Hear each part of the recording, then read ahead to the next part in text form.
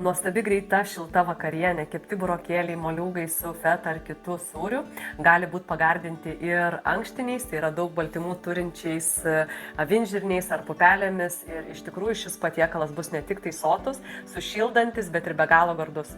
Tau reikės tiesiog šviežius burokėlius ir moliūgus supjaustyti kubeliais, dėti ant kepimo popieriaus, apšlakstyti ypač tyro alyvuogių aliejumi, persilado, prieskoniais, pipirais, druska, raudonėliu ir truputį balzamiko padažo ant burokėlių uždėk ir kepk orkaitėje 180 laipsnių temperatūrai 20-25 minutės. Jeigu turi ankštinių, pupelių ir avinžirnių, būtinai įdėk per vidurį ir juos apšlakstyk prieskoniais bei aliejumi ir apkepk kartu su daržovėmis. Ir visus ingredientus tiesiog dėk į lėkštę iškeptus ir pagardink sūrių, kokį turi. Jeigu bus su avinžirniais ar pupelėmis, bus daug baltymų ir šis patiekalas taip pat šildys šaltais rudens ir žiemos vakarais. Patiko mano receptas, spausk like, dalinkis su draugais, rašyk komentare, tikrai gaminsiu.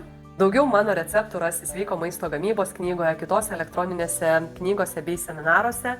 Eik į Sveikatai palankus elektroninę parduotuvę ir įsirink mano produktą, kuris labiausiai padės tau išsaugoti sveikatą bei turėti normalų kūno svorį. Sek mane socialiniuose tinkluose, Facebook, Instagram ir sek mano naujienas, prenumeruodamas naujienlaikraštį Sveikatai palankus ir būk pirmas gaudamas naujienas bei geriausias nuolaidas skirtas tau.